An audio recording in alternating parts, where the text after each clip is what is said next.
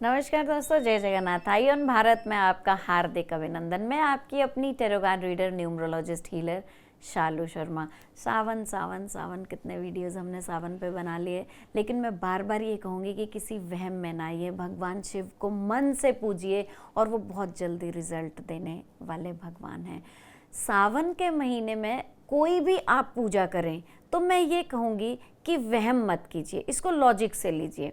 आपको कुछ भी करना है उसको समझ के कीजिए। आपको पंडित जी ने बोला कि आप थर्सडे के फास्टिंग कीजिए, आप मंडे के फास्टिंग कीजिए, आप ट्यूसडे की फास्टिंग कीजिए। पहले आप समझिए कि मुझे फास्टिंग करनी क्यों है, व्रत का नियम क्या है और क्यों करना है। जैसे एकादशी का व्रत किया जाता है, वो कुछ बड़े व्रत है, पूर्णमासी का व्रत किया जाता है, कुछ लोग अमावस्या की फास्टिंग भी करते हैं। तो क्यों करनी है, ऐसे ये कौन से दिन हैं, और इसमें हमें आपको ना एक पीछे की बात समझनी बहुत ज़रूरी है। आप पंडित जी के पास गए और उन्होंने बोला कि नहीं नहीं, आपका तो चंद्रमा बहुत ख़राब चल रहा है।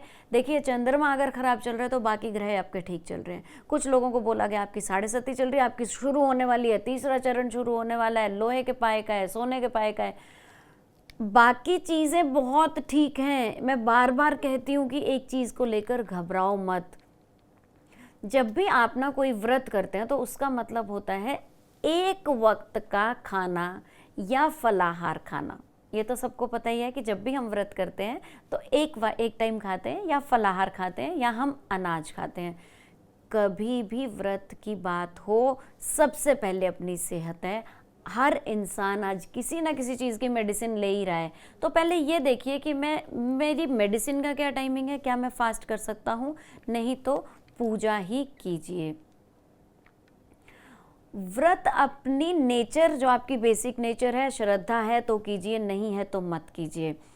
व्रत का मतलब होता है एक फास्टिंग और सात्विक भोजन, है ना। मुझे आज फास्ट करना है और सात्विक भोजन लेना है। अब इसका अर्थ क्या है, आयुर्वेद में भी व्रत की बहुत इम्पोर्टेंस बताई गई है। भारी खाना पीना सेवन करना इस महीने हमें नहीं पचता है, तो हमने एक तो ये महीना सावन का शिव जी को समर्पित किया, और दूसरा जब भी हमने फास्ट किया तो हमने भारी फास्टिंग के बाद जब हम भारी खाना खाएंगे तो हमें बहुत सारी प्रॉब्लम्स हो सकती हैं। हमारा पाचन तंत्र इस महीने में कमज़ोर रहता है, तो हमें सबसे पहले, जैसे मैंने आपको बताया कि हरी पत्तेदार सब्जियों में कीड़े लगते हैं, बैक्टीरिया लगता है, हमें वो तो खाना नहीं है। अगर डाइजेस्टिव सिस्टम हो रहा है हमारा ख़राब, बाहर का खाना बिल्कुल अवॉइड कीजिए। सूर्य भगवान ना होने की वजह से हमें बहुत सारे कीटाणु पनपते हैं। और दूसरी चीज़, नॉनवेज तो बिल्कुल बंद कीजिए, क्योंकि इसमें बहुत जल्दी कीटाणु लगते हैं।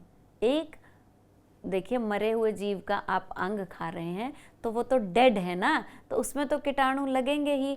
लेकिन वेज नॉन वेज खाना आपकी इच्छा अनुसार है, ना खाएं तो ज़्यादा अच्छा है। और इस महीने तो बिल्कुल ही ना खाएं। खाना पचाने में दिक्कत हो ऐसा खाना हमें खाना ही नहीं चाहिए इस महीने। तो हमें क्या है कि इस पूरे महीने हम कोशिश करते हैं कि हम सात्विक भोजन लें। पेट से हुई कोई भी हमारी समस्या है, जब हम पेट से रिलेटेड कोई भी समस्या होती है तो इस महीने में हम उसको एडजस्ट कर सकते हैं। जिनको ब्लोटिंग, गैस, एसिडिटी, डाइजेशन ये सब होता है, तो समझिए कि ये एक ऐसा महीना है जहां मैं इन सब समस्याओं को ठीक कर सकता हूं या कर सकती हूं।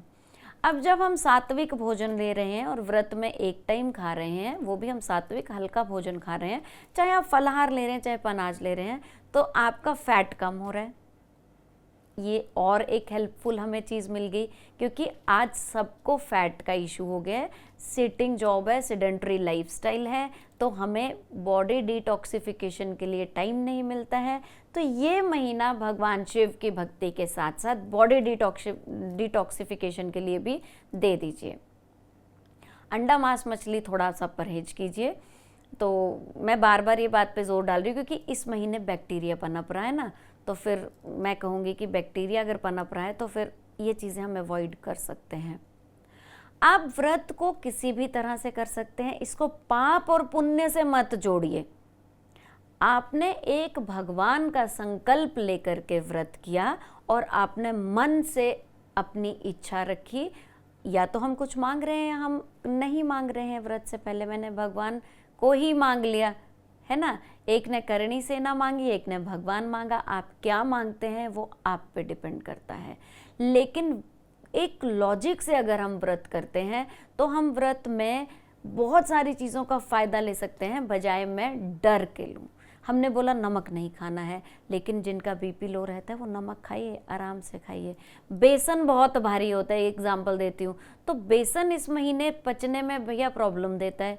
भारी चीज़ें खानी ही क्यों है, हल्की हल्की चीज़ें खाइए। फर्मेंटेड फूड तो और अच्छा रहेगा, लेकिन जो भी फूड आप लेते हैं, ये मैं बार बार कहूँगी कि घर पे बनाइए, बाहर का अवॉइड कीजिए। कभी कभी खा सकते हैं, बाहर का खाना किसको बुरा लगता है, स्वाद अच्छा लगता है, कई तरह के मसाले उसमें, कई पता नहीं क्या क्या वो मिलाते हैं, तो बाहर का खाना इस महीने अवॉइड कीजिए।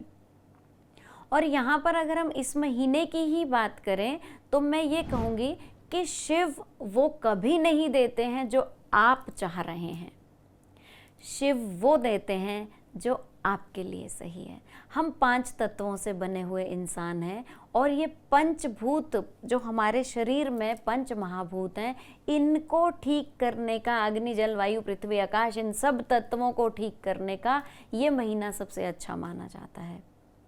अगर आप किसी से समझ के, या कोई गुरु आपको अच्छा मिले वो समझाए, तो आप खुद भी ये जानेंगे कि हम जो भी चीज़ करें समर्पण भाव से करें। मैंने ये महीना भगवान शिव को समर्पित किया। एक बार करके देखिए कि ये महीना आपने भगवान शिव को समर्पित किया और कहा, भगवान मेरी ज़िंदगी में जो दुख सुख लिखे हैं वो मेरे कर्मों के हैं, उनको कम करना, माफ़ करना, ज़्यादा करना, कम करना, ये आपके हाथ में है। मैं आपको समर्पित करता हूँ। मेरी भावना देखिए, और मैं आपको हर एक पल, हर एक दिन आपका मंत्र बोलते हुए मैं आपके आगे समर्पित हो जाता हूँ। इस भाव से अगर आप ये महीना निकालते हैं तो आपका लाइफस्टाइल चेंज हो जाएगा, क्योंकि व्रत महीने हमारा लाइफस्टाइल ही चेंज करते हैं। 11 जुलाई से सावन शुरू हो रहा है और 9 अगस्त तक ये समाप्त होगा। तो मैं आपको ये बताती हूँ कि इस महीने बहुत सारी चीज़ें हमें हेल्प करेंगी।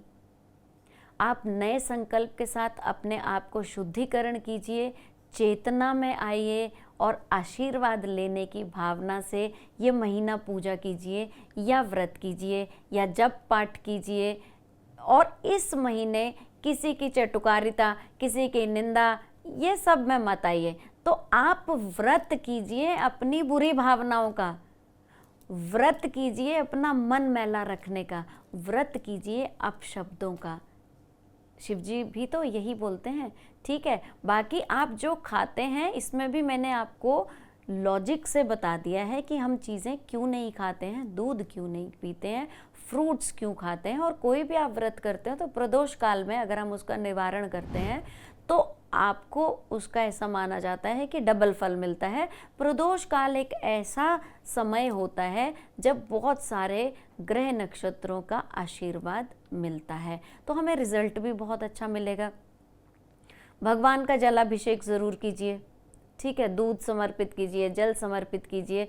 शिवलिंग रेडियो एक्टिव है, जो 12 ज्योतिर्लिंग हैं वो रेडियो एक्टिव हैं, इसलिए लगातार लस्सी, दूध शिवलिंग पर चढ़ाया जाता है, कच्चा दूध, क्योंकि वो ठंडा रहे। ये पूरे शरीर, पूरी धरती का, शरीर का नहीं, पूरी धरती की जो रेडियो एक्टिव रेज हैं, 12 ज्योतिर्लिंग इनको पीते हैं। शिव जहर पी लिया था ना शिव जी ने, अभी भी ये जहर का पान कर रहे हैं। रेडियो, जितनी भी रेडिएशंस हैं उनको ये अपने अंदर समेट रहे हैं। तो इसका मतलब क्या है कि हम शिव जी को ठंडा रखने के लिए, ताकि वो प्रॉब्लम ना हो किसी तरह की, शिव हमेशा हमारी मदद के लिए खड़े हैं।